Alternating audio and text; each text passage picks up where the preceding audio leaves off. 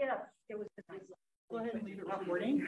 Okay. That, you know, I'm Now, aging. this system is acting kind of wonky today in the sense that it is being very slow. So see, it's That is what. Yeah, that's taxing. Yeah. Well, Plus you're doing this. Yes, yes. Well, And grandma and all yeah, that stuff. yeah, I have never had a, even when I was working, I had No kidding. never had a. Yeah, and you know, he was And trying it's to not done. be Let's see. Okay. Okay, He got his second choice job. Let's see, I Jennifer just will clicked come on in it. class, get out, oh, she's right there. Really didn't want to be in fossil fuels at all, but. I think if we're far apart, I can pick up my. It's just, I can sure move down there. I don't know what's going on with the system. Anytime. Not, right. I want you all to be, Oh, that's probably it. So we shall see. can you sit next to John so that you're on the camera? Yes. Great Okay, choice. so she's MSU was here. like a pretty great choice. So She's Tom is doing- in the picture, right? Yeah, he's in the picture. So just a very Yeah, I good think that it's she good. has joined, Sounds good. and you should be able to see her. She's gonna work Oh, with this is pediatrics. so awful. Awful, awful, awful. There she is. There Hi, she is. Becky. Can you hear us? Hi, yes. Can you hear me? Oh, yeah, we can. All right. Excellent. I'm going to go ahead and turn you up here. Oh, it's pretty high. Here, can you sing something if you wish? You want me to sing? Ooh. So let's see. Yes. I think we need to, because I think this volume is on the TV instead of, yeah. Oh, Okay, so let's try that. Da, da, da. Oh, let's just delay that. Yeah, can you hit yes for that, please? Yes. Oh, okay, well, never mind. Okay, can you say something else, Becky? Sorry. Something else, Becky. Okay. So whenever you have a viewer speak, Candy, you'll have to just use your ears, as I tell my kids. Use your ears. It's already recording, so it's good to go. I'm gonna go finish my class and then I'll be in. Great. Thank you. Yes, no problem. So 1, 2, 3, 4, 5, and Terry 6. Okay, so we can vote on minutes, so we'll wait till she gets back. Okay. 3 minutes late. Yes. All right. Related. Related. Welcome, everyone. We do have a challenge with attendance today. Sue is taking care of her friend, taking him to Spokane. Dave is in Helena. That's a dangerous place to Dave. He's on the TV. It's on Monday. Yeah, I didn't see him. And Mercedes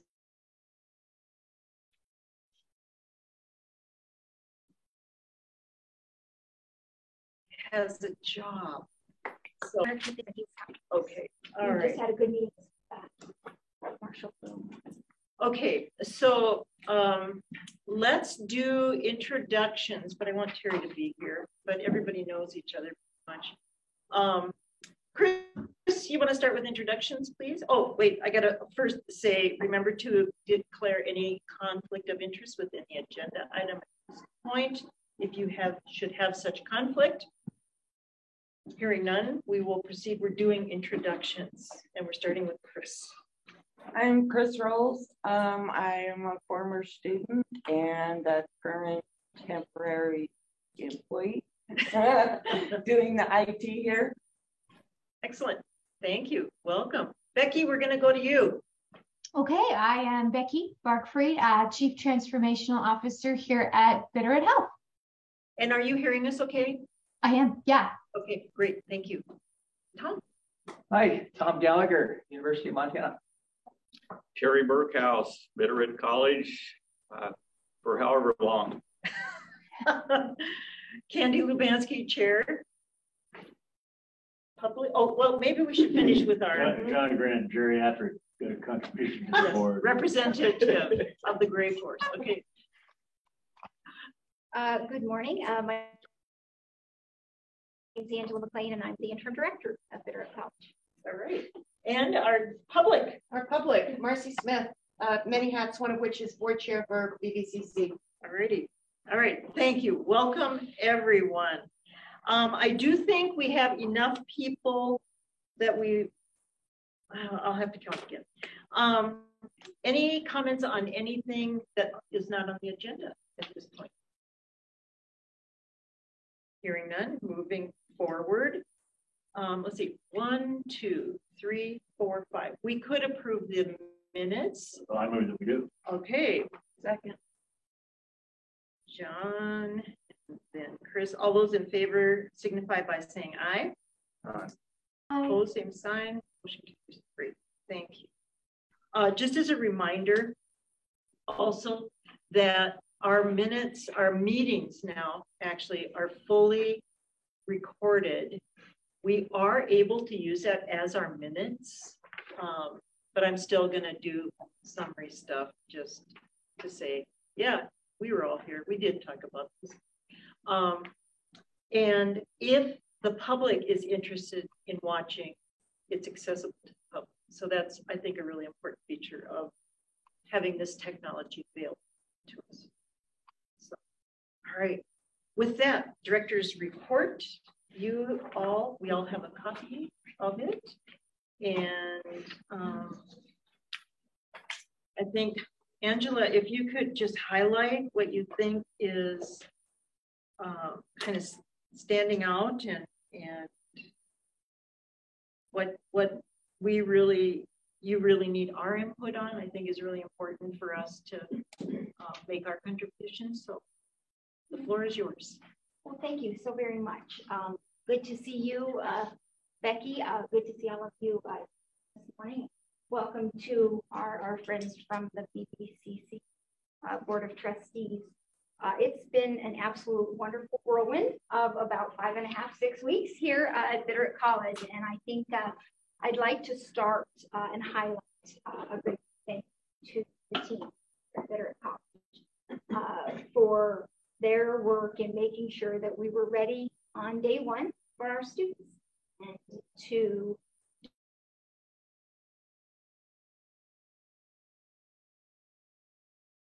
all that they could in a very short time to signal to our students, as well as the community that UM Bitter College so far. None of that would have been possible without the faculty and the dedicated staff that we have, Mary, John, and of course, Terry. So we're deeply appreciative to everyone for making sure that students and their families and the greater community, that we were ready to serve them this fall. And so a couple of things I think I would like to go through. First off, we'll have final enrollment counts come Monday. And so we can present those in the later meeting agenda, and I'd be happy to bring this to you. Monday is the final census day. So, and then as far as our students, I'm meeting some of them here and there, walking in a parade with a couple of weeks ago, meeting a couple in the hall here and there, and also I have invited the students, we'll invite the students to a lunch on September 28th. Have the opportunity to visit with them, listen to what they're experiencing, thinking about the college and what they need. Additionally, we'll be recruiting them to help us market and tell the good story of Bitter College, and I'll ask them to follow us on social media, and also ask them to send us things that they think would be valuable to potential students so that they can play a role in signaling to their peers across the Bitter Valley that this is a good place. We have something for so many of them. Additionally, in regards to personnel, Chris indicated. Can I just ask, the luncheon on the 28th, could advisory council people come to that, or would that be awkward? I'm going to be. I really apologize. I'm going to be traveling again. But other people on the council, would it be appropriate for I think it would be entirely appropriate. I think what we're trying to do is build our community of folks who know and understand Bitterroot College and help them be the folks who help us disseminate the strong, powerful message that we are here and that we are working to serve students even better than we have. So all are welcome is what I would tell you. Just let us know. Let Mary know if you plan to attend. So on to the personnel. Very busy month and a half on that front as well. One of the things that Chris just alluded to is her hire, and she got started off and running her very first day, and I don't think she has stopped since then, whether it's been updating our labs or providing troubleshooting for our faculty and our students and our staff. She has a lot on her plate, and what I indicated here is that her daily priority starts with faculty and staff and their needs, and then also updates to the website. And I know that all of you might be engaging with our campus through that website, and I do want you to know that she is working with the staff to make timely updates to the website. And there's a lot there that needs to be updated, and just keep with us and be patient, and we're getting to a good and better place on that.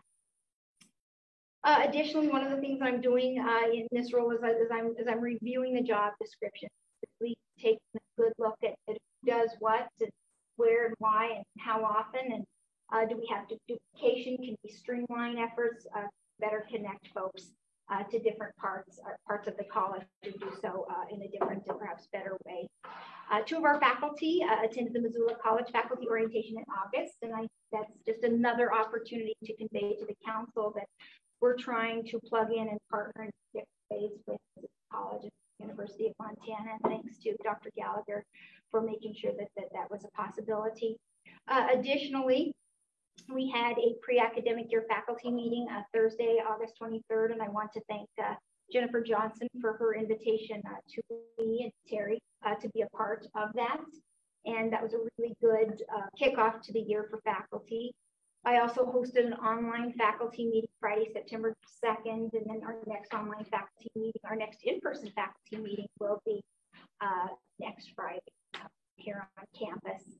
And then we had a good, will there be a faculty rep for the council then? Will Jennifer continue in that role? I think that's entirely up to Jennifer. Okay. I really do. All right. Absolutely. All righty. If not Jennifer, we would like somebody. Yeah. Definitely. Yeah. And so I guess it has not been formally conveyed to me in any way that she would not be the faculty rep. So but if you would like, Madam Chair, if you learn, and I will convey to Jennifer too, if that's not what she wishes, then I can convey to faculty that there's an opportunity. Oh, okay. We can make sure that have, no, she's been great. She's just wanting that representation. You bet. That's great. You bet. So then we have really I've been really working to try and share with faculty some of the things that are happening across the Montana University, some of the things that I could benefit not only to them, but to the students that we serve. So one of the platforms out there that our office is way on Spotlight platform, and what it allows campuses to do if they're not able to fill seats, and for any number of reasons, is to put their course out onto the platform. And a student can go in and register for a class that they might not be able to get in their hometown or on their home campus face-to-face, and take that class. And with real seamlessness when it comes to financial aid, admissions, really just everything is kind of back into the MUS. And I will tell you it's new, and so it might seem a little wonky. It's certainly not perfect.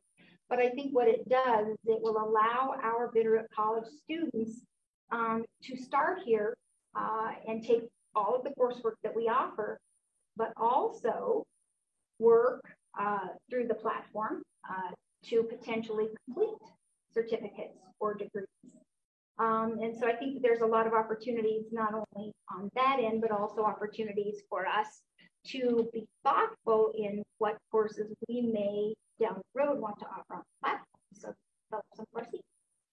Very interesting. So it's a network of the state. And if I'm in Miles City and that college is not offering a course that I need, I can go on to Quotely and scope out in the rest of the state where the course is. So say they find a great English course here, and do they enroll through Quotely, or do they? And Sherry just walked four of our students, in fact, through this. So yes, they enroll through Quotely. It's maybe a 5-minute process. And I've had, when I've enrolled these 4 students in a math course at Helena College, I had the Quotely screen up and the U of M, the students' U of M registration screen. Yeah. And they've signed up for the Quotely course, like say 5 minutes max. And as soon as they hit submit, I mean, literally almost the next second, if they refresh their University of Montana registration screen, that class shows up on their U of M registration and they pay through a U of M. They don't have to apply to Helena College or Miles Community College or anything. They don't have to apply here. They can. It's just use their home institution is how everything shows up. So the receiving instructor gets a notice that, okay, you're going to have this student from Miles City, and they would be obviously participating online, and all of our classes have the online capacity to. Well, the Quotely is only online at this point. No, I mean when they're in the class. So now they're taking an English class through us. Miles City is taking like 2 students from there are taking an English class from us. I assume then that's going to be online, obviously. And so we have all that ready to go. And wow. And we don't have any classes right now offered on Quotely platform. And I think what we're doing and what I wanted to just make sure faculty knew was that we are taking a real strategic look at what we've offered, what we have offered, and how we might be able to engage that platform. And any steps towards that end will be carefully evaluated and measured so that everybody feels very comfortable. For now, we're using the platform though and engaging, but also I guess I would be remiss if I didn't highlight the nature of the strong partnership with Missoula College and University, and the ability for our students to take so many classes simply through online mechanism, even outside of Quote, so that we can fully realize the potential of our students to start here, stay here, complete their. I would hope we get some classes on that platform as soon as possible to offer hours. I'm thinking of graduate transfer school in athletics right now, where some schools have an enormous influx of people doing that, and some schools have none. Then they have an outflow, and I don't think we want to see that happen. I'd like to see that get in balance as soon as possible by the offerings we get on that platform. Director McLean, could you talk a little bit about the other colleges that are involved on the Quotely platform right now? And then I just want to add, I think we have one Bitterroot College course on the Quotely platform right now for, I'm thinking of Eric Grant and our biology 104, 105 that Eric's teaching. He's actually in Texas, right? Is that on a Quotely? Because that one filled up, and maybe it filled up before we could. Yeah, it's an online course, but it's not through Quotely. It's not available on Quotely. Okay. It is an online course, though, and I think that there's the power, I think, of really elevating, using this network through the University of Montana, Missoula College, of elevating the fact that we have our coursework that folks can dial into from anywhere. They can take a course through our faculty at this college anywhere. And this is an online version.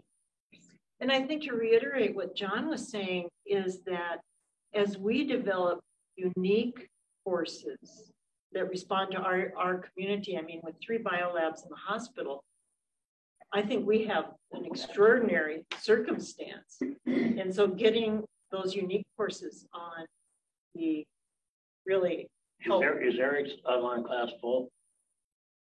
Yeah, so Professor Grin is a really great example because he moved he had some things going on in his life and some opportunities to do something different. And so we asked him over the summer if he could develop a course and actually paid him to develop a course for online delivery.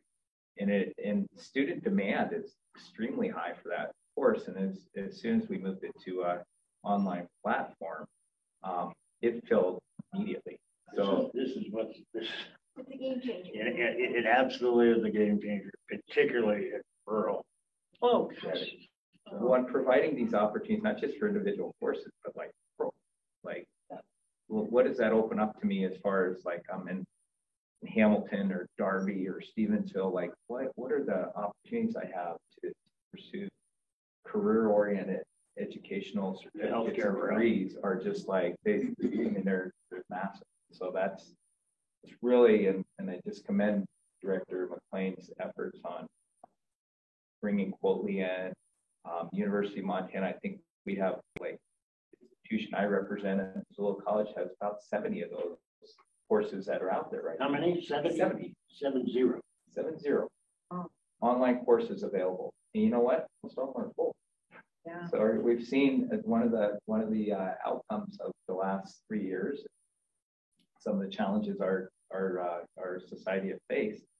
Students don't want to take all online, don't want to take all face-to-face. So there's this nice little niche that we're starting to fill, and with Dr. McLean's leadership here, that this can be a real center for learning, where we have this nice combination of great student services and places where students can come together, have that social integration that's so critical for potential completion, and also have that belong. Yeah, that membership is really belonging with us. Yeah.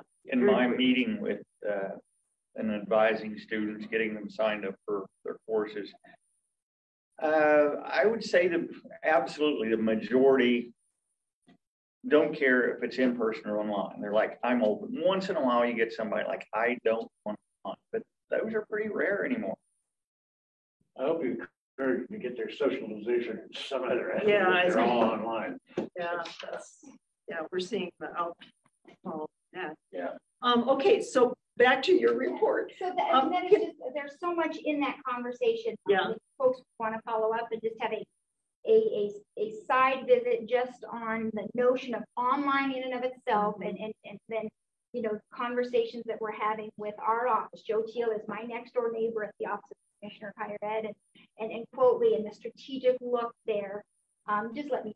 I'd be happy to, because I think that it is a game changer, as you indicated, John, and I think that what it signals to students is that they can get in great at their college. And your intent with faculty is that they understand the conceptual framework. Right. They're not going to be. Would they be directly engaged with it?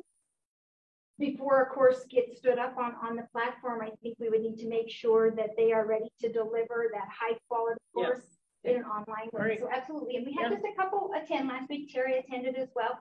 But really, we're talking a lot about it. And I thought, let's just bring the faculty to the table and let them learn from Joe Teal, who really is the person with your. What is the standardization of online? Some people, like Jennifer, has an excellent reputation for her online. Is that correct? How does that get standardized in this rapidly growing?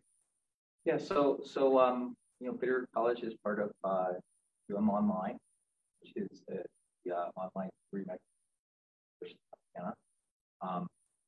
Hired over the last 5 years, instructional designers. Kind of walk you through what Eric did this past summer. So he was approved to for a course So there online. is a standardization. There's a standardization process. He was assigned an instructional designer to help him work through his content to an online environment.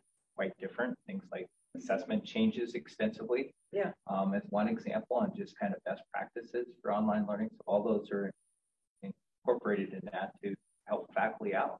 So just asking somebody, you know, Terry, we're gonna put this course online. We start teaching it here in August. That's not really a best practice. Even worse, if that sort of moved to sort of an AI standardization, what instruction is supposed to, rather than the personality, the instructor. I mean, if that doesn't come through, particularly with an Eric, you know, who's just, Eric, I mean, you talk to Eric, it just lights up the room. But if you're just looking at Eric, that could be pretty dull. No offense, Eric. Well, and I think that's again where I think we have an opportunity, and Eric is prime example here right now. I was with him last week in conjunction with Grace Gardner at Missoula College, because we had talked about the potential of getting Eric to sign on to 560 class. And we were trying to connect him with an online course development, because there's that standard of that quality. And we didn't think we could do it ahead of spring, and so now it's in queue where we're pretty soft to that course in some fall. So I think, you know, he's case in point of managing that, and he has worked with this Justine, who's a course developer, and we're hoping to again support more of our faculty that process. I know Matt is doing one of his courses right now, platform, and work with folks at the University of Montana on that, rolling out that course that way this semester. And so a lot of good things are happening on that front. We just want to make sure that our faculty here have the support that they need, and we're engaging them with their department chairs at Missoula College, and trying to work to do that in a more streamlined way. A lot of work left to do on that front, I will tell you, but we're going to continue to keep the conversation moving with Tom and his team, and also with the faculty. So part of my visit with the faculty next will be about visits with those department chairs, and because there's a lot of resources, a lot of information and efforts that can be gleaned from conversations. And this is OCHE driven specifically across the system, OCHE driven? No. You say? Oh, not this part of it, no. What's? Yep. Becky, you have a question.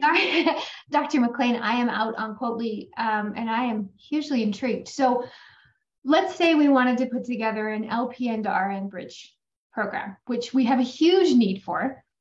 Looking at all the classes that are available out there, it feels to me like we would have all the classes that we would need, but would University of Montana be willing to, I mean, could you package this, other people's coursework, to say, here is an LPN to RN bridge? Oh, That's exactly where the conversations are headed. And I think that's an excellent, perfect example of how we can use the platform to put things together. For example, right now, we are just out of a meeting, Terry and I, with Marshall Bloom from the Rocky Mountain Labs, and we're talking about a certificate in biotech. And right now we offer all the courses for that certificate except for one. And so we could today or next semester deliver that here and put the student out on the platform for that last class. That's exactly right. Tom has the CMA, and that's that short-term credential for the CMA that Missoula College works on, and that too could be something that is easily facilitated right here in Hamilton for any students in the Bitterroot to earn that short-term credential. So that's exactly what we're hoping. Yeah. So I was just going to comment, and obviously Becky found it, but if anybody wants to look it up, it's the easy way to find it is mus.courseshare, Yep. or either way. Yeah. Say that again, Terry. Either Quotely, which the spelling's on here, or mus.courseshare, something like that. Okay. So some really good stuff, and I'd be happy even to loop in my dear colleague Joe. He's just great, and he's been in this since the idea was first conceived in the MUS. So I was happy to connect you with him. We know him because he interviewed us during the study of 2-year programs about 5 years ago.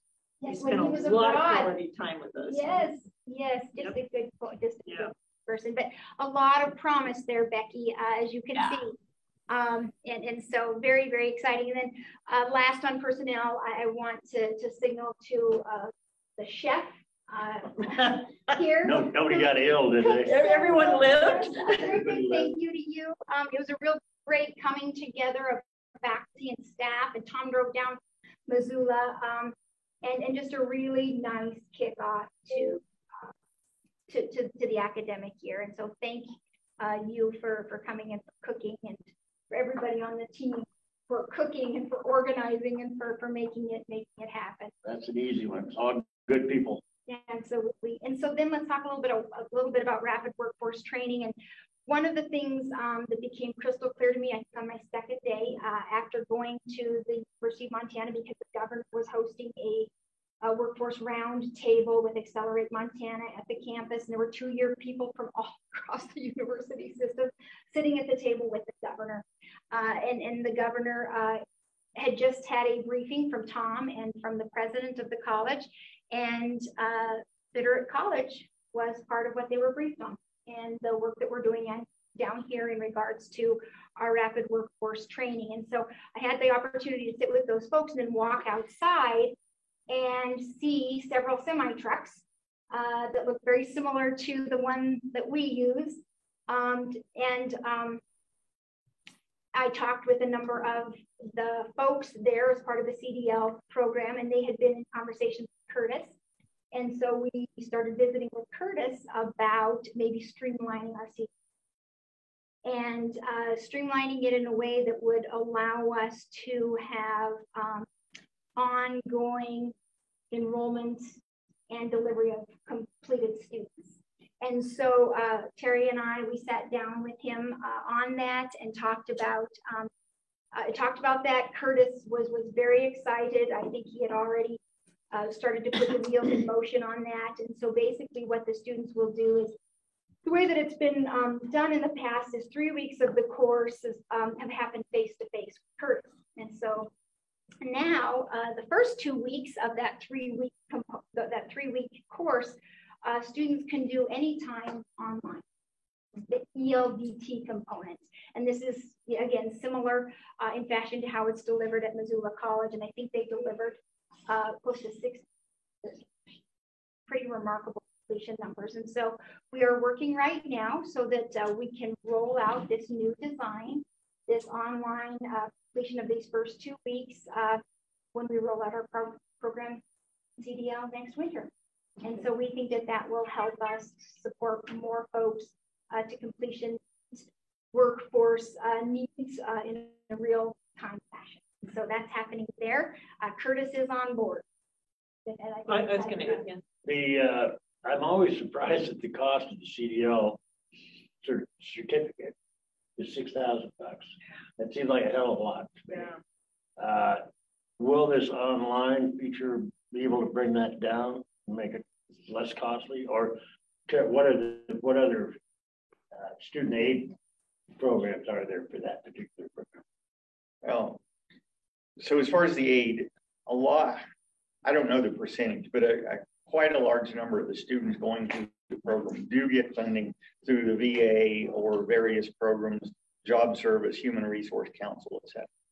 So there's aid. Are there any truck lines that are participating at this point? Local? That as far as aid, not that I know. It's a good, you're bringing up a really good point, John, and the value of this education is the price on it is equivalent value. Yeah, no, I understand that, but I don't all that. That's like getting a park ride to Stanford University. It's a hell of a big cost front future. Yeah. I mean, for people that are looking for that, who did I meet? Some rancher. There wasn't any family. There wasn't enough money in the ranch anymore, and so he was enrolled, Curtis, just a couple of years ago. And man, I mean, it was a hardship. So Angela mentioned, 50 or 60 students that have been through the Missoula project. Most of them have not had upfront costs. Really? They've been able to go out and find funding, and that's WAOA funding, I think, is a funding stream. These programs generally require students to be over 21 years of age, so the typical financial aid is not right. Most of the discussions that are had here, and we're working with the industry, and they need to have a little skin in the game on this. I agree. Helpful on this, and this is something that I think is coming, and as we see these shortages, we can't do it all on our own. We really need the help of the industry to do that. So those conversations are taking place. We do have some support coming from that. Support can be in a number of different ways. One could be like providing the equipment needed, or a really low cost lease for a truck is one of the things that I know that some other programs across the state have adopted. Some folks are at some point here are going to be like, I need that person at $6,000 is nothing, because we really need that person in this particular of my business. And I think we need that help. High time for industry to start paying their own freight, what it takes to get for their own freight for their freight. That's right. That's right. So Curtis is then he can spend his time more in person to person, essentially, and he loves that. Good. Yeah, he's on board, and in fact, we have a meeting with him later today because we're in the process of working with him to get this all ready. And this will be, pretty routine meeting between now and its new rollout. Yeah, cool. Can I throw one more thing out there, and I'm super excited about this. This has been just I've just seen such enormous growth. There's people learn in different ways, and there's great variability on how long it takes somebody to pass a written. And we have found our pass rates for written exams for these students that have gone through these cohorts using this new automated system has gone way up. And some of them are able to get through the material in a very short span and then get out and do their driving more quickly. Others, it takes longer periods of time. But the way the assessments have been put together, that they're less comprehensive. And so there's more checkpoints for students so that they can go through this particular piece of it and then be tested for it, and then go through the next piece and be tested for it. So there's I think what we have is not only do we have kind of more people going, part of the success story that we have a better system. I'd say that, yes, that's right. Yeah, but better system. Yeah, and probably more numbers in the success side of the less dropouts and rest. And some folks are achieving it in a much shorter period of time. And Curtis has told us, one of the impediments to the current system that we've been using, which is all the in-person 3 weeks, is that you have some people can just sail through that, other people are struggling, and so the movement from that to the actual truck driving, sometimes it put people who are ready to do their truck driver training have to sit and wait. And in this system, it's going to be much more, he can move the people who get it, he can move them through way fast. Yeah. Cool. Yeah, very cool. Yes. All right. Oh, Jenna, I got to stop looking down. That's okay. So I just had a question about placement. So do we have any, are there any metrics in place to demonstrate whether these folks are completing this program are actually being placed in jobs? Or is Curtis doing that? Or how do we know they're actually getting jobs after completing that program? We don't have any data on that, but I think we've made a lot of assumptions there, and sometimes those aren't right. But I think for the most part, the anecdotal information is that 100% employment. These folks, they boy, the quicker you can compile that little piece. Yeah, that would be really helpful for graduate surveys is what I mean. Surveying and where they are, not only like you left program, where are they? Right. Those are. Well, and Curtis might know just getting out of the program, he might be able to have that understanding. But yeah, some follow up a year or two down the road so that we can identify success. That was really helpful.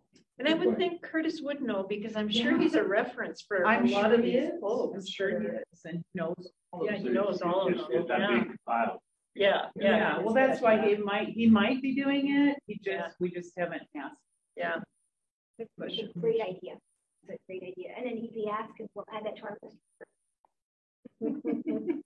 And Angela, you can see. One and more I- little thing for you to do here, Curtis. I think I shared with you that the director's report is the meat of the meeting.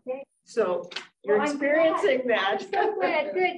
Well, this next one, so one of the things that became crystal clear to me was that we have such strong and valued partners that are health. And I had a great visit on my first May week with Becky and talked about what those opportunities that continued growth in partnership could look like. And as a result, we've even taken a look at our CNA program and have looked at how we can expand beyond, from what I understand, the typical 5 students that we serve.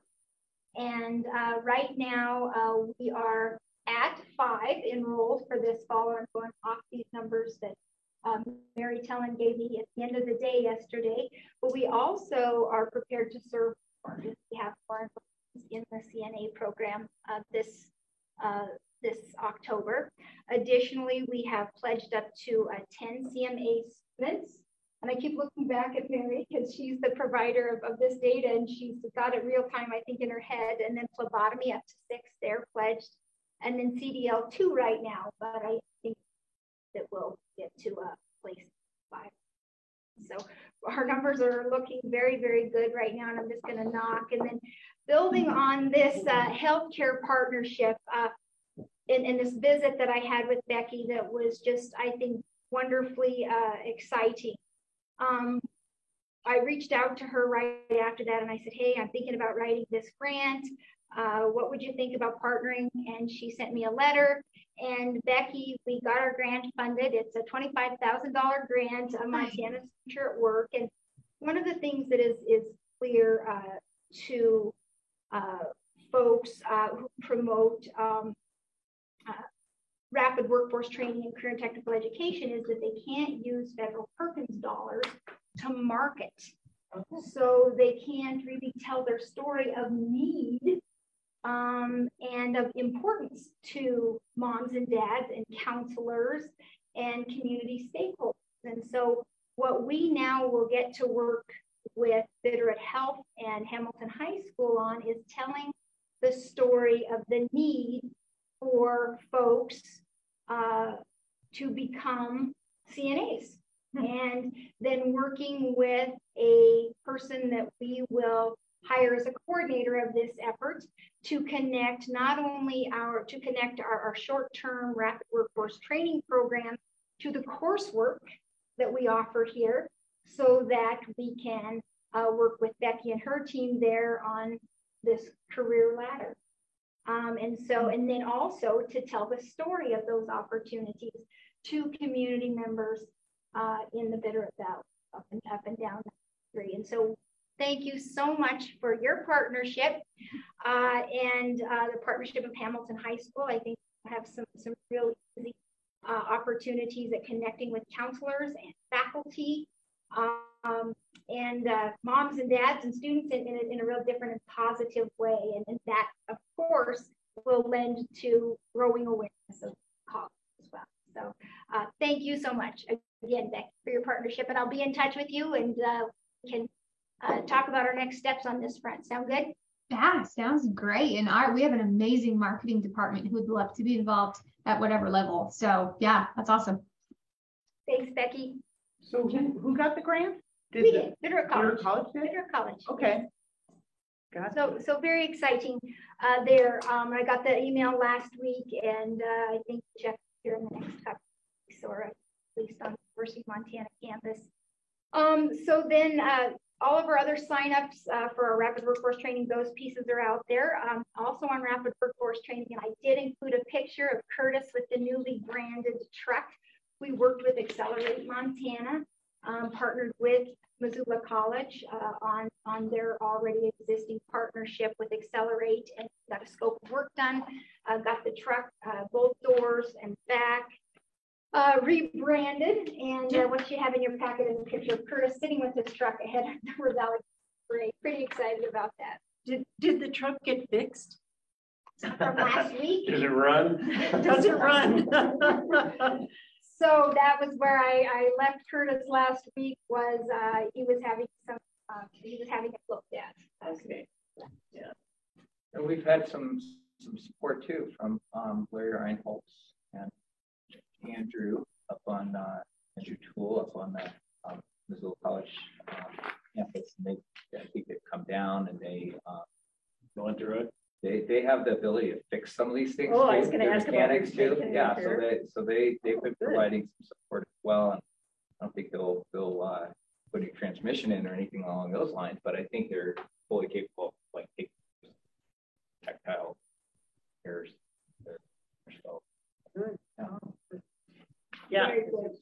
Great partnership with Larry, and he's just visited with Terry yesterday. So some real good things happening there. Additionally, postcards should have hit or might be hitting the mailboxes of 25,000 Ravalli County residents. Talking about all of our rapid workforce trainings. And when you get them, you'll see on them that they have a barcode that will allow them to act like they're going to take a picture, and it'll go right to our website, take to the specific rapid workforce training. Accelerate Montana also developed one-page flyers on each of our rapid workforce training efforts, and then one that includes all of them. And then they also helped us acquire the CDL banner that's retractable that is behind Terry. And so a real good partnership that was already in place with Missoula College, and we're able to now be a part of that. They've already, invested in us in a significant way, and I think that's only to grow. So that's Accelerate Montana. What is the distribution of the flyers? Just 25,000 Ravalli County residents. mail in the mail. In the mail. In addition to Yes. So that's our rapid workforce training. And then they also split the cost, and this is down here, but they split the cost on a postcard to high school with us, because we included a conversation about rapid workforce training. So then outreach, part of what I think we realized at the fair was a lack of understanding that Bitterroot College is still here. And we saw a lot of folks walking by our table, and some of them had puzzled looks, and then they would stop and ask, and we had to reaffirm that yes, Bitterroot College is still here. We had our tablecloth out, we had a banner behind us, and it clarified that it was University of Montana Bitterroot College, a new rebrand, but that we were still here. We're able to offer rapid workforce training. We had a comprehensive list of courses that we have offered spring and fall of each year, and just a real wide array of materials that folks could leave the table with as they grasp their full understanding that the college is still here. But that said, by that time we had already started to do significant outreach to folks in this postcard. I think effort will help to continue to solidify that they're still here ready to serve the Ravalli County residents, the folks of the Bitterroot Valley. And so part of our outreach too will be focused on social media and trying to garner figure out who our population is right there.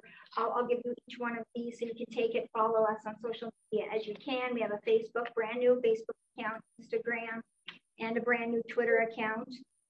So here's all of our handles there. And then I just mentioned the postcards, and then the 400 plus Bitterroot Valley high school seniors. And we're still trying to figure out how we can support our high school juniors, our high school seniors with access to opportunities here at Bitterroot College. And so we're still having conversations on that, but there was some outreach made there. Additionally, the new branding there, this looks very similar to the other brands there. we're trying to leverage that marketing abilities of the University of Montana there. Also, we are working on getting retractable banners about Bitterroot College in our counselors' offices up and down the Bitterroot Valley. And to continue to spread the good word, make sure the high school student knows. And again, those banners will have the barcode so that high schoolers can just click that barcode and go to our website and know what they can do there. Again, we had a parade showing, and thanks to our good team here for putting that together. Mary had students lined up in caps and gowns. We had the truck there. We had candy. We had the Fab Lab with us. And folks, again, I think we're very excited to see that college, that the college folks were a part of that. And again, the fair attendance, I think that was really important.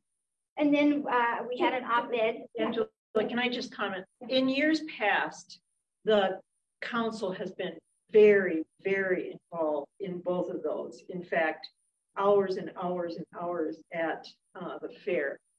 It was circumstantial this summer that I was not stayed. So I apologize that we really weren't there like we typically are, because we would spend hours at the fair.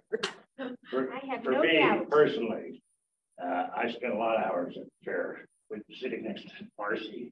And it was a confusing year to shift over for me. Oh, so BC. That was last year. Last, Yeah, yeah. You know, the formation district Yeah. to That's leverage true. levy. Yeah, yeah, So it was just, it's all mixed up and that's. yeah, yeah. Did you have a sense of that confusion by community members? You're saying that they were confused that we're still. Sure. That. Yeah, yeah, I think so. yeah. I think that there was a lot of that. And so I think the more that we continue to be outward facing presence and at any event that we get invited to, and making sure that we're all talking about the fact that we're open for business, not only for workforce training, but for our academic programs as well. And that we think that we're in a place where opportunities for students can grow, and that's really exciting. So that's kind of where I would take you to the next item here. There was an op-ed that I wrote in the paper trying to get something out ahead of the academic year. Then there was a news story and a picture of faculty and staff that were here that afternoon. Just a lot of conversation about where we're going, forward-facing efforts there. And then we're having meetings with community partners like Becky, just out of folks from Rocky Mountain Labs, folks from the schools. Terry last night traveled to Darby for a meeting with their CTE advisory board. I have made outreach to all of the counselors all up and down the 93 corridor here so that we can have a presence as they seek to participate in College Application Week and FAFSA completion, which all take place next month. Mary's going to go down to Darby. That's what we have locked in already. We're waiting on the specific dates from our other counselors so that we can get our personnel in place to support students in these high schools. Terry, did you have a sense of any confusion from the Darby crowd about what? Not at all. No. As Angela said, a little bit at the fair, but nothing at Darby. And there were 6 or 8 people there, and they all seemed to know exactly the difference and that we were still in business and all that. And so I think really just developing that presence for so many of these schools and these community efforts. And so if you think of a place where we need to be, let us know. We'll make every effort to try and be there and talk about what's happening here. The good work of our true world-class faculty and the really excellent programs that we offer course training. So a lot of work, and I think that's going to be something that we all need to be moving together on, is what that outreach piece looks like, so that we continue to convey that here we're alive and well, we're offering opportunities. We did put together a couple years ago a list of community connections, and it included a wider variety, including like the Bitterroot Real Estate Association, building association, and both of those. So I have a copy of that we put together a couple years ago, and I'll just send that. Fantastic. Dr. McLean. Resource planning, hi there.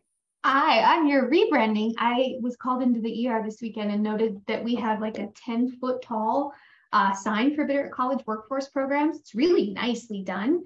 It's been sitting there forever. Do you want us to keep that there? I mean, it's the old brand. I don't even know who. But we're working on some new things. Okay.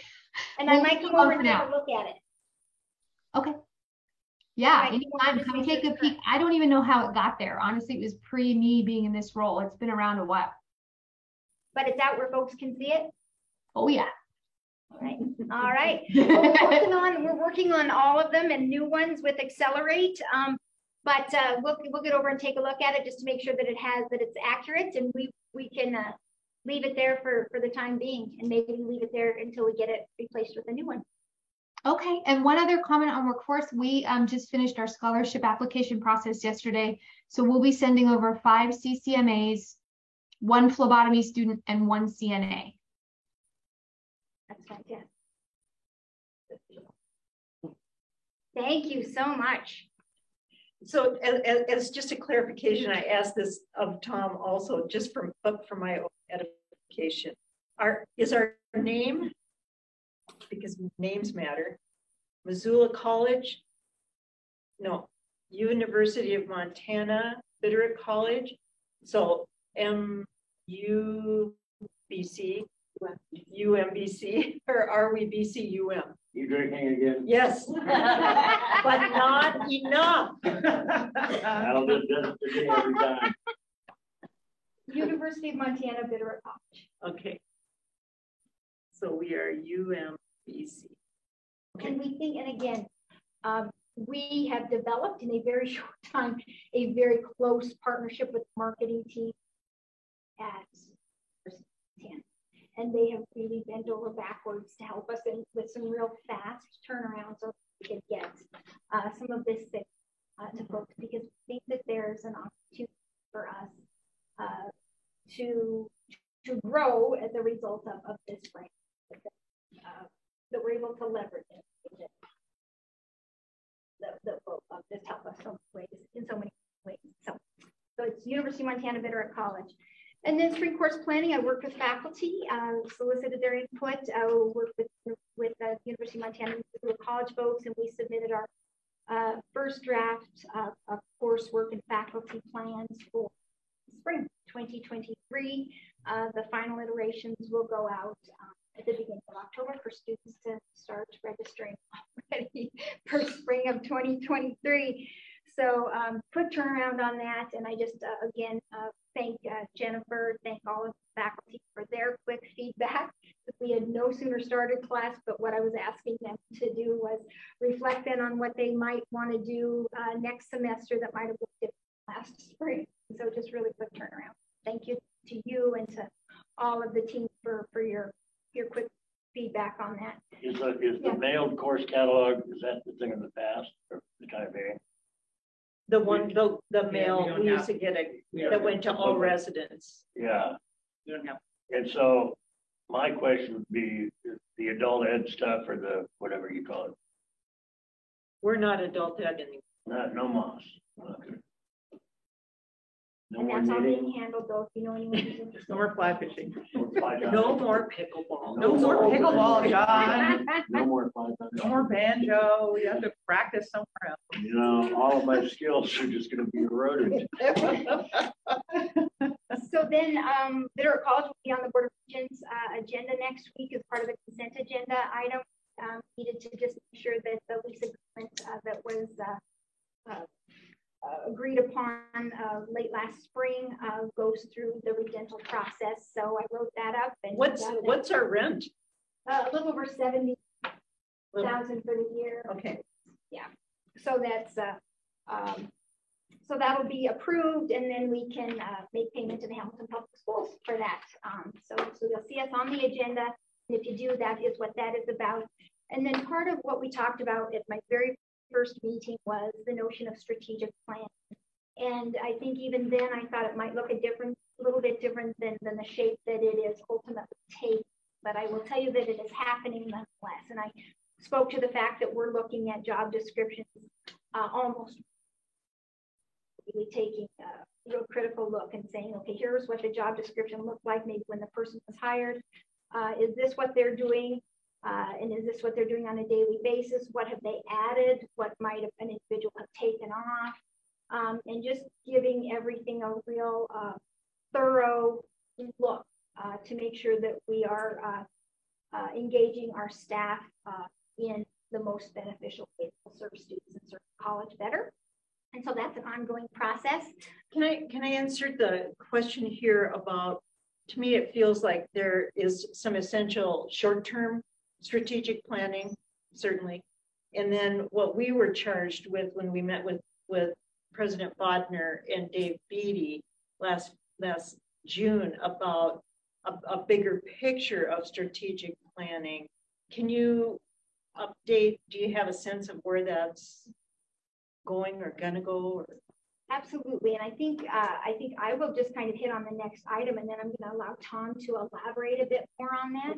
So part of what is happening, part of this overall strategic University of Montana is a look at the University of Montana's priorities, and we are plugged into that conversation very well, and we have a specific part of this rubric as part of this 14 conversations, and we had our first one last week with Tom and the folks from Missoula College on strengthening rural education and workforce development. And we have Bitterroot College, and what does that look like? What is happening? How do we grow our team around that conversation? So that is part of, I think, what you're asking about. That is moving forward. Do you want to talk a little bit more about that? Sure, I'll talk about, I'm talking about this at a really high level. So we've had the same president for Bitterroot College and the University of Montana now, I think, going on 5 years, which is really, you know, which is really good.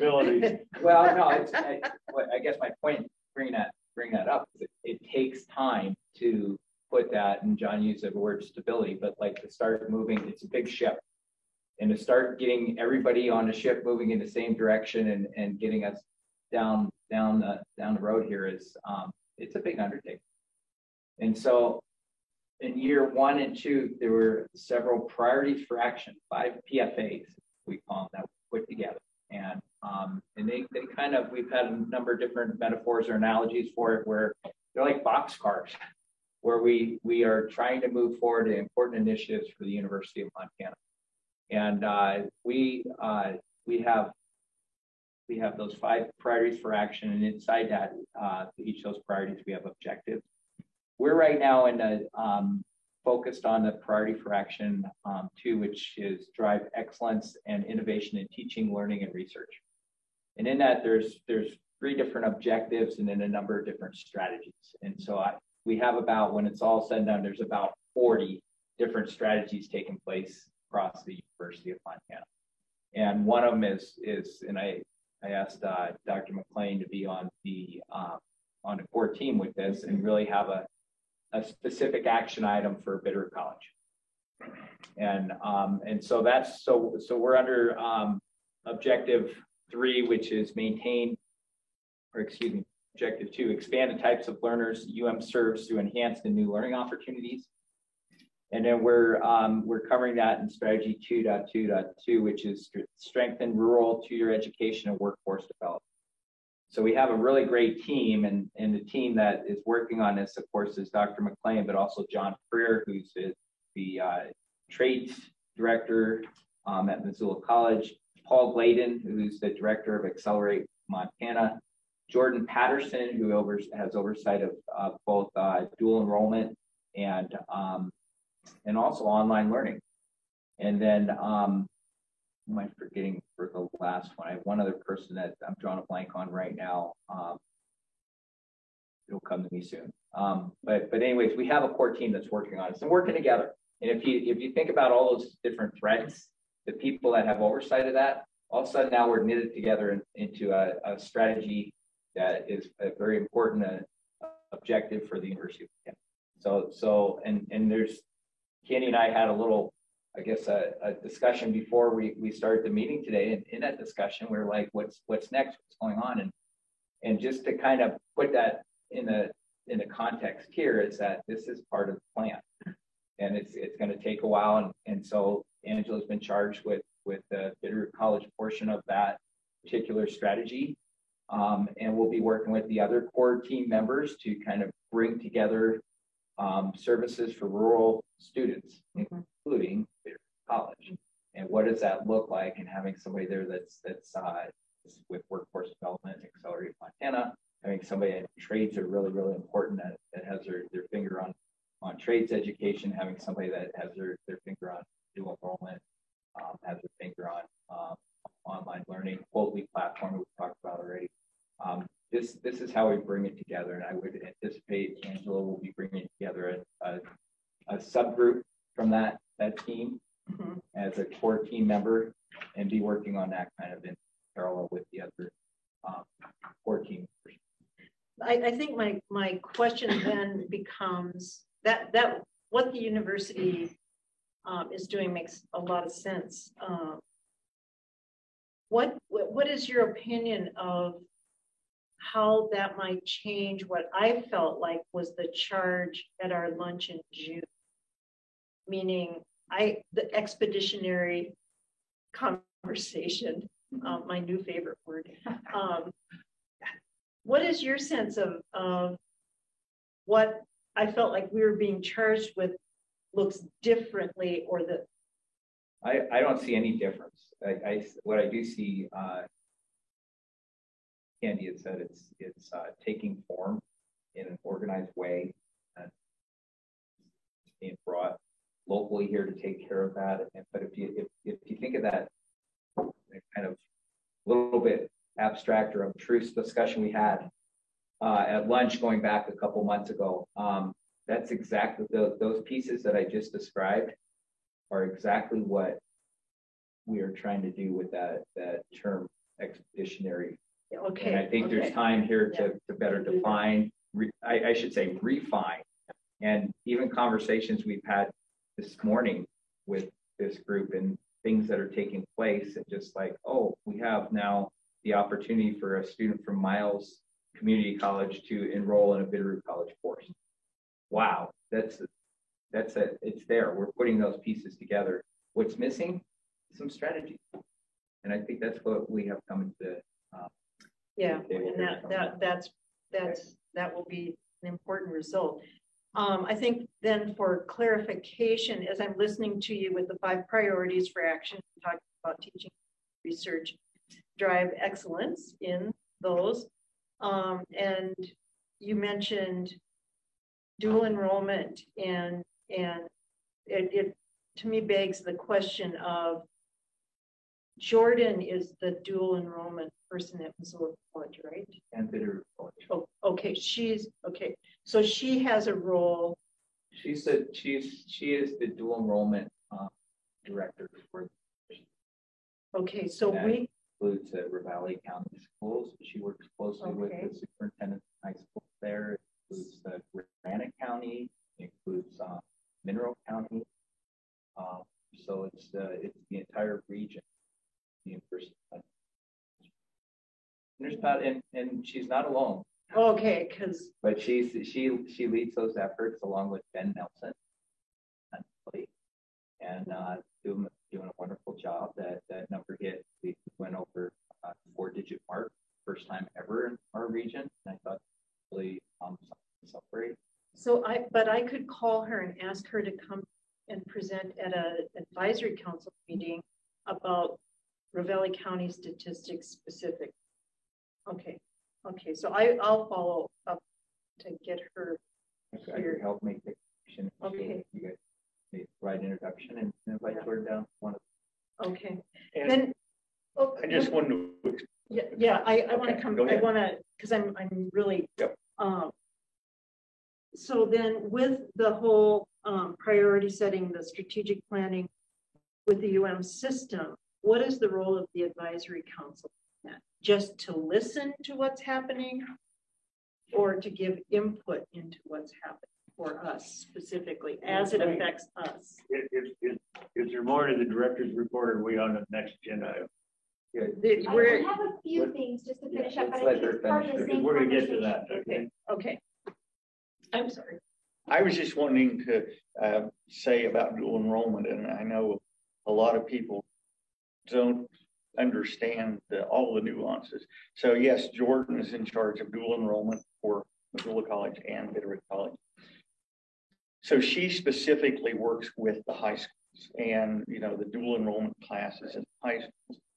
But in terms of a student, whether they're in one of the high schools or they're a homeschool student, if they want to take what is called an early college class, which is still part of dual enrollment, they generally, if they live down here, they come here and get advising and apply, and then they can take, not only they can take classes, say at Hamilton High School that are dual enrollment classes, they can also sign up for classes here at Bitterroot College or online through the early college program. So, And Jordan is communicating that to, okay, all right, okay. The other audience that is that I don't want to overlook too. So we have our high school students who are active with public high school. We also have private school where we have a number of students who take early classes.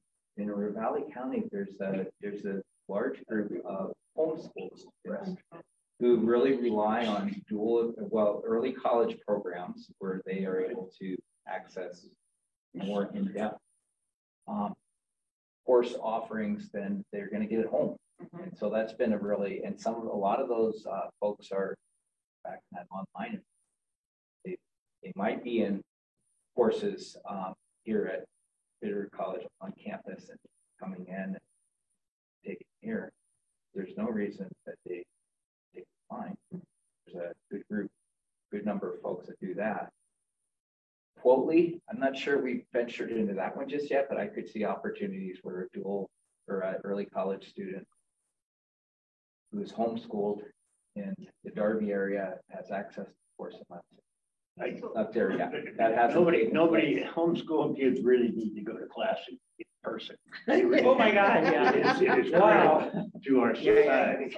I do have a question. I think that it's on the dual front, and that's why Terry's comments is so relevant. When a dual enrollment class, because of the structure that exists, is listed, it will appear on the Missoula College list of offers, not on the Bitterroot College list of offers. Now, I'm hoping that we can get to a place maybe where we seek to plug some of our faculty, partner with our high school faculty, and some of those can be listed on our list. For now, we are serving Valley County very well through this strong partnership with Missoula College. We also have this early college that items will appear on our course list through our faculty here at the college for early college. The dual enrollment piece is a little bit different. Nonetheless, Ravalli County students are served very well. They can plug into these courses readily at their high school, affordable. and the bottom line is early college is part of the umbrella dual enrollment system. Right. Yeah. Can I ask a question on dual enrollment?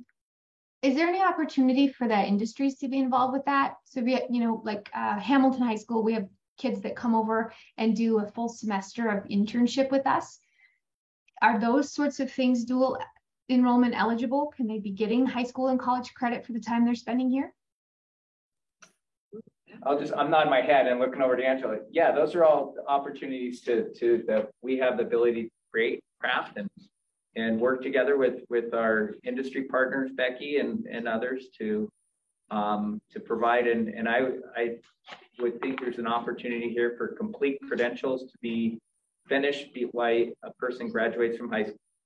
And there's certificate programs that I know are available. I know Corvallis High School has something that they've been knitting together that we might want to take a look at, and conversations with Director McLean here to kind of flesh some of that stuff out. The Future Work Grant is all about that. And I think we're looking at a time and space where we could provide students a high school diploma and in a workforce credential of some kind, or there's a program that was just launched at Frenchtown High School where students are completing their general education certificate as they graduate from high school. So that puts them into like a 3-year baccalaureate degree track. So those are the opportunities that are available as we kind of look, and this is and we're back to that strategy I talked. So kind of working from that exciting idea back up. So Dr. McLean will be assembling a group as a core team member and working on one of our priorities for action for the university and part of the university plan. And I imagine probably be reaching out to a variety of different folks to make that happen. And we just met for the first time last week. Very new. Part of what I will tell you is the wheels are turning on these pieces already. And so what you hint at, Becky, are some real opportunities for us to continue our visits, first and foremost, but also the key role that advising will play in making sure that our high school students or any of our students here begin looking at how they earn a credential sooner rather than later. And they do that with the end in mind through something called guided paths. So we are having conversations, Terry and Mary, about engaging them as advisors in new and powerful ways around that. And I just sent to them, each of them, a certificate opportunity through the University of Montana in advising. Then there's more to come on this guided pathways conversation, which really says, okay, I want this credential in biotech, for example. And then Mary and Terry would be well suited to then say, okay, then here's what your roadmap looks like. This semester you take this semester you take this semester you take this. Voila, you're done. To save time, to save money, to degree. And he says, we've already got these pathways for students to start to matriculate, and sometimes even complete while they're still. But we really are already starting to talk about how do we engage, how do we Terry or the individual, his role because advising is going to be key, Becky, for these pieces to be successful. Absolutely. And so part of that, I think, will be also conversations with you and other industry partners to say, not only does this academic pathway advising play a key role, but also understanding what we need to be talking to these folks about so that they are truly workforce ready on day one. Great. So pieces and parts are already moving on that front. Great. So, quick question. Yes. So you had said dual enrollment offerings will be listed as dual college courses, not BC courses. So are we not? Are we at Bitterroot College not going to be teaching dual enrollment courses or coursework? Or I'm just a little confused about that. So how does that work? So I think it's really important. So on my first week here, so I reached out to Jordan Patterson. I said, I'd really like to visit about partnerships with our high schools. And we're seeing what we can do as far as offering through Bitterroot College. And I came to understand that the dual enrollment that has been offered to date, dual enrollment, where they get high school and college credit, it is all offered as part of Missoula College. And that's all in their high school. Right. That's the face-to-face true dual enrollment. Yeah. Then what Terry talks about early college. Right, where they come here. Okay, gotcha. Yeah. Okay, gotcha. Is there? But I think that we're having conversations here. Yeah. This is your next question about how do we get to a place where it's more fluid and there's more clarity for all who have been at the table for so long. Right, because I think if you're a student in Darby seeking dual enrollment, the likelihood of you continuing your post-high school experience is going to be enhanced if that dual enrollment notion was experienced through the Bitterroot College. It's all about local stuff. And I know years ago, MUS did a huge study on what people want, and they want local. And so trying to, if it's at all possible to redirect that denotation. So let me clarify that too a little bit. And so this doesn't show up on a schedule anywhere. Like all of the in-classroom dual enrollment classes, they don't show up on an academic schedule. Right. And Jordan's position in that office is the University of Montana dual enrollment early college office. So they're serving everybody. I believe she's down here regularly working with Darby teachers and others to figure and set up these relationships so that their classroom activities map over to the same thing that happens in the college course. Yeah, And so they are part of the same, just like our Bitterroot College students use Moodle, they use Google, whatever that. Right. I don't think that's my question. I think when I was in Belgrade, the representative came out from Montana State, and she was assigned regionally to Gallatin County. How many school districts in Gallatin County? And I think over the hill in Livingston. So it was really clear that it was an MSU dual enrollment situation. But we didn't have a college in our town. So for example, I kind of wonder then, I wonder about, okay, Gallatin College and dual enrollment and how that interfaces with MUS. I think that's my question is, and again, this is what was it? Expedition. Yeah. It's that 53-mile separation of campuses. I wonder if I would have felt, as a superintendent, I wonder if I would have felt differently if I had a college in my town and what I felt like my students would be drawn to. If it was a local, I want my local little college to be there. Just Jen has a question. Well, so this is what this kind of goes along with, I think what you're saying is if the dual enrollment option is not possible, is early college encouraged? So do they say, well, look, we can't offer that chemistry course here. We don't have the staff, but Bitterroot College can. Mm-hmm. So you can, do we have the steps in place to make that an easy transition? So to answer both of you, that's one thing that I'm trying to, and last night was my first down at Darby, even though it was a CTE meeting. Some of the folks there were people who could make that happen. And I think Darby is doing a good job of and their counselor and some teachers are doing a good job of telling students, don't just look at the dual enrollment classes here, but look at Bitterroot College as early college options. And it really varies by school. And our goal is to try to make more inroads and be more involved in ongoing meetings at all of the schools to make sure that the word is getting out to students that there's two choices here of getting college credits.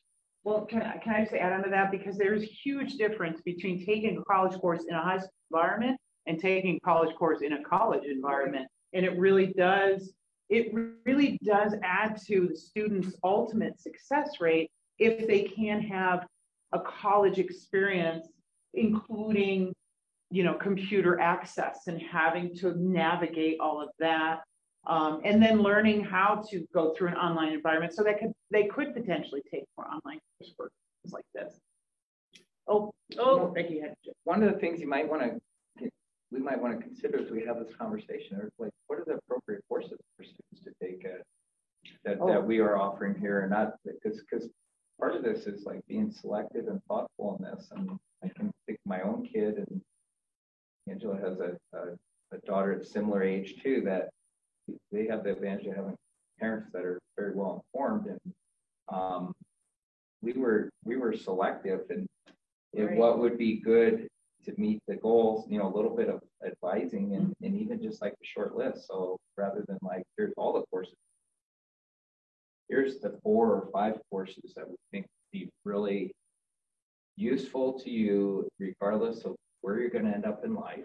Like this would be a good place for you to start. You know, the data with dual enrollment, that students who complete one form of course are likely to attend college, are more likely to have higher performance GPAs, more likely to graduate, you know, all those great things that we hear. So it's a matter of like, let's graph that. That's something we can do with Eric and Dr. McLean and others, and Jennifer, like what would be the classes that would be suitable for Darby? Cap 120. And that might be it. That might be it. But some of those students might already have better technical skills than the person who teaches that. We have that faction in our high school too. And then which ones are here, which ones are on. If we're in Darby, it's a drive here. That's a little bit of it's not right across town. The same thing in Steubenville. So like, what are the other options for them at college? And it might be like one day a week I drive here, but I also have 2 other fully full courses that are early college and one of these online platforms that we have. So there's so much. One thing I should mention too, and this doesn't happen very often, but so generally, if there is a dual enrollment class in the high school, let's just say algebra, and it's a dual enrollment class, normally the student takes it in the high school. They don't come here because it's available in their high school. However, and it varies by approved or even suggested.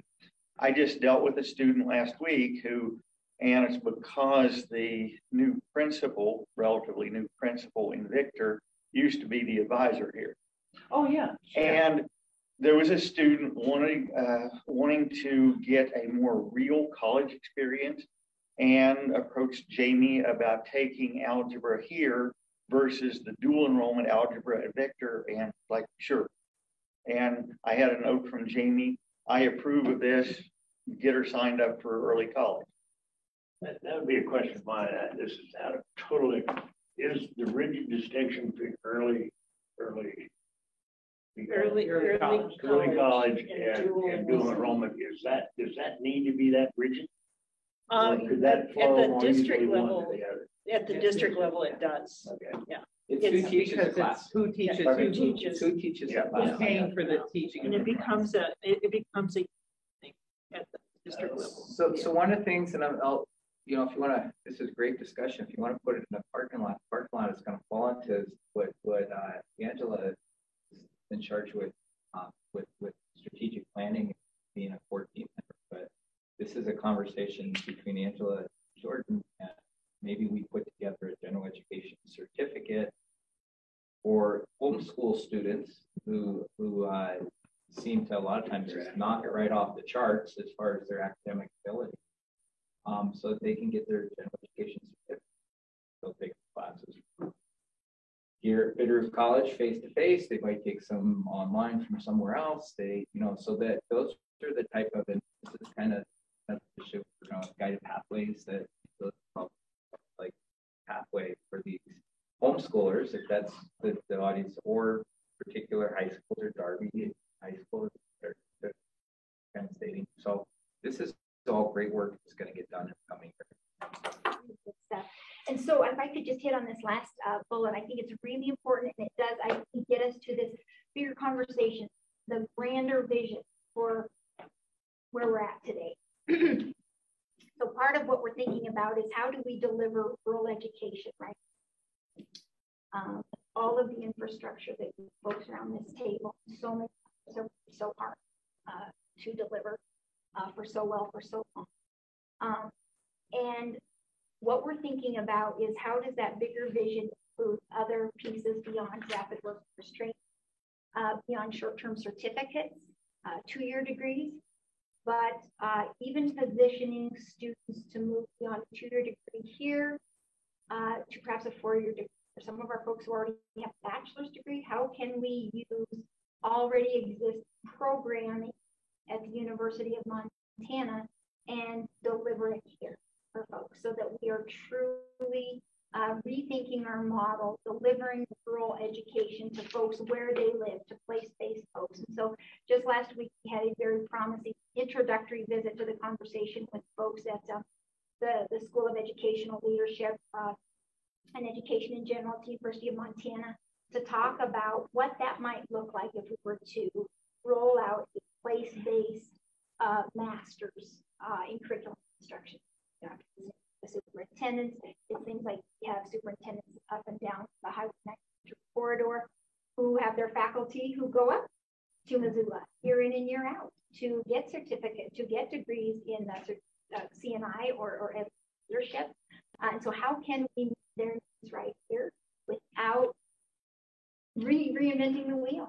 And so we're thinking not only about education, but what else do folks need in the Valley County to have delivered here, this college, so that they don't have to travel.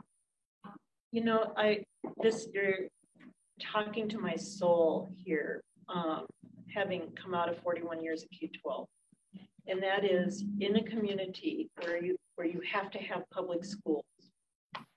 All of those public schools have paraeducators who are bright, committed people who cannot afford to go to Missoula to even get started, who want to become teachers. They become very focused. They want to become teachers. That is a huge, huge, untapped, unaddressed future educators pool that we here would be perfect. Yeah. That seems to be a little bit in my wheelhouse from the OG stuff, but yeah, I may be also leaning on you. That is just a great idea to think about to that. We have already. What else do we need to plug in there so folks have licensed trained teachers? That's truly grow your own, right? Which we know has works. To be, yeah, because we don't have enough teachers. Wasn't that the whole impetus of trying to get to the formation independent district? Because the relationship with U of F did struggle for so many years. This is looking a lot different to me. Maybe it's because I didn't know that much about the other, but still, I mean, that motivation of providing these things locally really was the underpinning of why we did all that. So you're done. Before we go to the next, I just wanted to, and I wish Becky was still here. I just quickly wanted to mention something. I'm not sure if everyone in the room knows it, but in the past year, I believe it's been about the past year, Bitterroot College has a joint LPN program with Helena College, and the students do not have to go to Helena College. It's all either here or online. And then I had a meeting a few weeks ago with Becky from Bitterroot Health and Deborah over at Helena College, and Bitterroot Health is so excited to have students in this program do their clinicals at Bitterroot Health. So that was one part of the meeting. But then what Becky mentioned today, and somewhat tying in with Quotley too, Helena College would like to, in the next year, move to an LPN to RN model. And so I think it would be great if we and Becky at the hospital and Helena College, you know, talk about this jointly. I would add, we have an ASN program. What does ASN? Associate of Science and Nursing. So it's an RN program. It's like the natural kind of bridge there. But what are hospitals hiring for? I thought they were toward the BSN or the ASN in hiring bridge practices. program from the ASN to the BSN. Okay, gotcha. And most of that's available through Montana Tech. Okay, gotcha. And the other thing Becky has commented on is that while larger hospitals, and this is more the L, that some ASN, but according to Becky, generally a lot of the larger hospitals have been trying to move away from LPNs and not so much ASN, but especially LPNs. But rural hospitals are looking more and more at LPNs and ASNs just because of the market and being able to get qualified people. Yeah, right. Yeah, exactly. Can I ask just for a thing of clarification? So on the September 9 meeting with UM regarding MA and CNI, can you tell me what those acronyms, Masters of Arts? In curriculum and instruction. Curriculum and instruction, thank you. Yes. Thank you. Yes. I thought that's what it was, but I just want to make sure that's clarified. Yes. Thank you. Okay. And so what I would just ask is on that, if you say, okay, you know, I'm talking to folks and here's what I'm hearing blaring from, again, your example here of taking care of to their educators to educator licensure, that's powerful. And so if you have other ideas or thoughts for us to add to our queue as we have these core team visits, Yeah. there's infrastructure and there's that. Have we impressed you with how important your report is in our meeting? Well, I was just going to highlight when you said highlight. I thought, gosh, I wasn't sure what to pull out. So this has been great, really great. And any other comments by council members on the report or questions? Public comment, questions?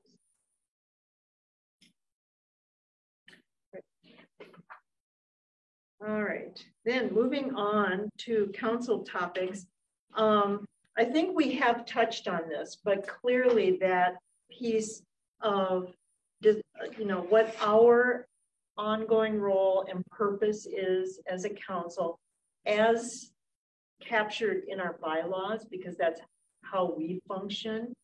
And I would say if our role changes, if the advisory council goes away, if we are going to continue in our current role as captured in the bylaws, we need to do that procedurally because we are. And rather than have that discussion right now today, I would ask Angela, Tom, whoever be involved, to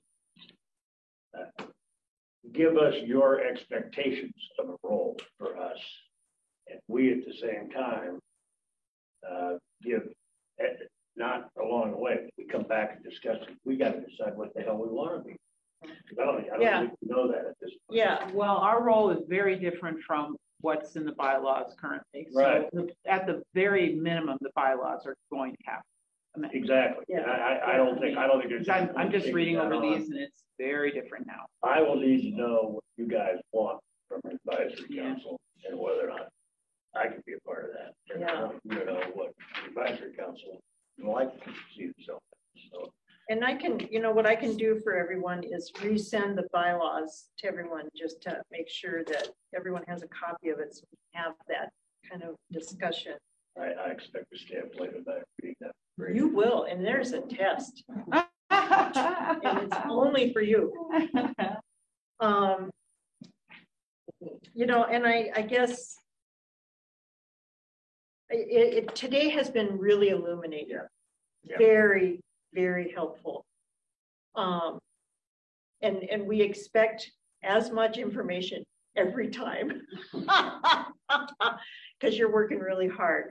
We do have, the team is, and I agree, man, everybody is working really hard. We are going to want an opportunity to give the feedback that you're working your tail off. This place needs a full-time person in our collective opinion. Move here, we would love it. That's because St. Candy's selling her house. Yeah, I'll sell my house. Yeah. But I want you to be ready for those reflections on our part and what we incidentally feel about what's needed. Today changed an awful lot of how I'm seeing all of this, because I felt like the focus was on branding, and packaging is bullshit to me. It really is. I know it's not to the world, but to me it is, and I need to know what's inside that thing, and I wasn't hearing that until today. So thank you both. Yeah, very, very helpful. The other part under this section is new member. Oh, sorry. How you sit right next to me. I have no peripheral vision, I guess. So I'm going to answer your question from a very specific standpoint, not from Angela or Tom from a more university standpoint. But so when I helped out down here a couple years ago, I was here for about a year. The position I was in was just advising. Now that I'm involved in advising and work, I can tell you that what I would love to see, whether it's the current council or a change in how the council is, the bylaws, the change in the membership, whatever. I would love to see some people advising on workforce. You know, and yesterday when I was in Darby meeting with those folks, with CTE, and this morning when we met with Marshall Bloom, that's the kind of thing I would like to see in my current role as needing advice, and not just advice, but somebody who could say, as part of a council or whatever we called it, could say, oh, I know who to contact at GSK. Let me make the contact and we'll get you guys together and talk about needs. So that's a very personal thing from this new role I'm in. So my follow-up question to that is, structurally under MUS, don't two-year programs have to have industry-based advisory council by industry? Like I said this morning, Gallatin College has 12 advisory councils, but there's an overall one, which I was part of. But then each individual industry, so the trades, you know, each industry had an advisory council. Isn't that part of the MUS expectation? We have, Sounds clumsy. I can just tell you examples, and I mean that they're prolific to your college workforce education. They're employer-based advisory council members that provide feedback, and really valued feedback. They provide internships and based learning opportunities. They are guest speakers. Some of them serve as faculty members from time to time when we need somebody to pick up a class. Their philanthropic interests are largely in that area as well. And so what you're saying is absolutely right. And we have them in different shapes and sizes. There's not one size fits all. So some have very programmatic specific ones. Others have more departmental, like trades you mentioned. Yeah. You know, that's one that there's a lot of synergy amongst various groups there. So they can bring together maybe the electricians, plumbers, and carpenters, for instance. So that what you're hitting on is maybe something that we will work on in the coming months here. Like, how do we get more employer-based? Who's not at the table here with, if this is our primary form of input? Like, look around and like, who is here, and then who are we not representing? Let's get those. I would encourage, let's fight. Everyone is a partner in Bitterroot College, and so who are the others? We need to have here. Who are the other partners who can help us share this experience and provide both input and then at the same time also help us output, getting our work here as well. So, wonderful opportunities here. So I would have us all reflect then, do we need to dissolve this and reconstruct? I think we can dispense with the idea of discussing members until such time to describe what it is we're going to be asked to do. So item B, because we don't have time. Yeah, no, we're out of time, but yeah, that's the okay. So again, I think the input from you them is important, and we ought to, figure out what we want to be. Role and we sure as hell don't know at this moment. Yeah. Well, and I think we are uniquely situated right here in Hamilton as Bitterroot College. And I think what we have talked about, Tom and I, perhaps this was alluded to in my first meeting with each of you, is I think, to your question about advisory boards, councils, whatever, is I think we have a great opportunity, a lot of latitude, both gently and through the Office of the Commissioner and through the University of Montana, to say, this is what needs to happen at Fitchburg College in the name of rural education. And I would tell you those things specific: rural education, workforce development, right here. We are situated in such a great place to drive that. But I think we need to have these conversations with John suggested.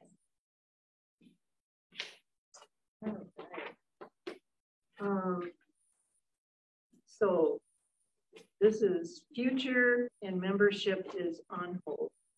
I would just comment that over the many years I've been on the council, and Candy and some of you may be able to test this, is we've seen ups and downs in what types of things we advise on based on membership. I mean, some years we have 2, 3, 4 people maybe from industry, and that drives some of these discussions a different way than other times when we don't have many people from industry. And so it's really been up and down over the years on the role of this. And I would comment on that. In order for this to be effective, we have to offer their involvement that's really easy, something that lights them up doing.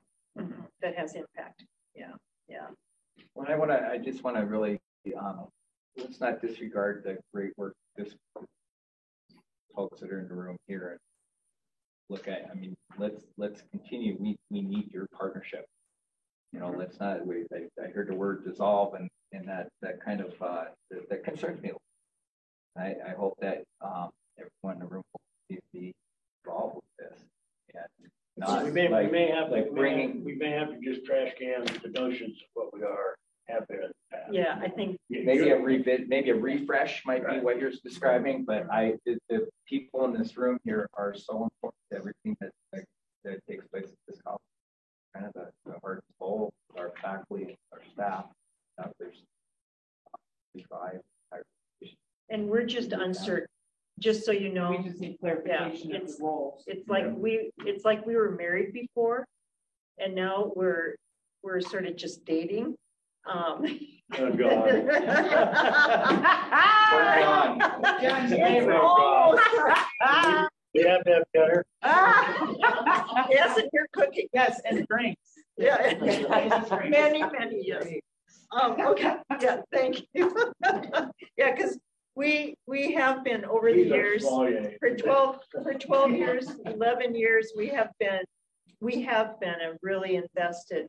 I've been involved with it now 7 years. I've been 7 years on the council recently, and you're right. We have been really, really, really involved and committed. And it's been a roller coaster. Yeah, and it's been a roller coaster. And right now we're just uncertain. We don't know.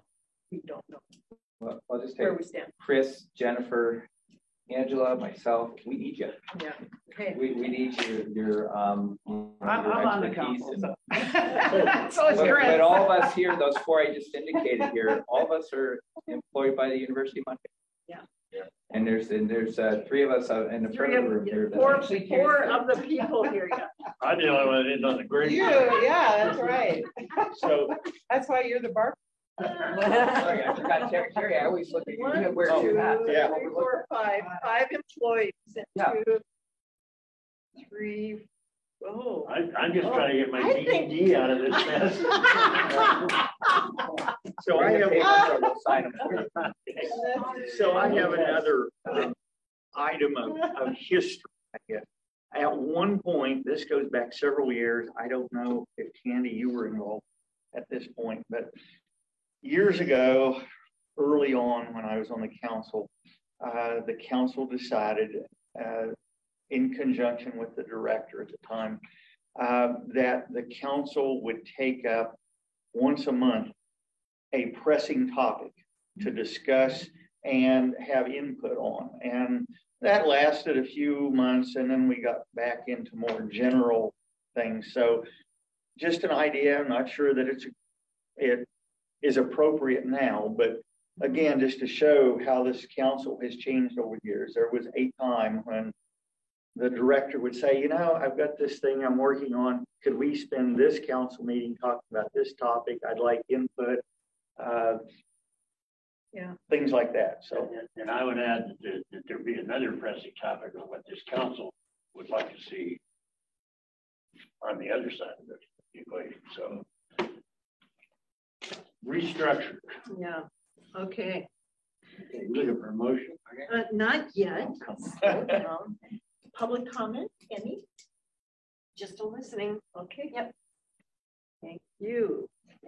Any other announcements or documents? And I will remind people that one of the things we really like to see are letters that illuminate how beloved our instructional staff is. I collected a bunch of them, and I could inundate you with, but those are the kinds of things when we get it, we're encouraging staff to share them. Anything that the college gets married gets Mary. She could bring in her luggage full of that. But it really is good for us to hear. Stories. Stories, exactly. Stories are so. So moving on, any new business suggestions and or motions? Not this one yet, John. Anything else? All right, hearing none. Do I have a motion to adjourn? Second? I second. All in favor signify by saying aye. Aye. Opposed, same sign. All right, we're adjourned. Thank you. Thank you. That was sweet. Really. Oh, yeah. And our billboard will go up on the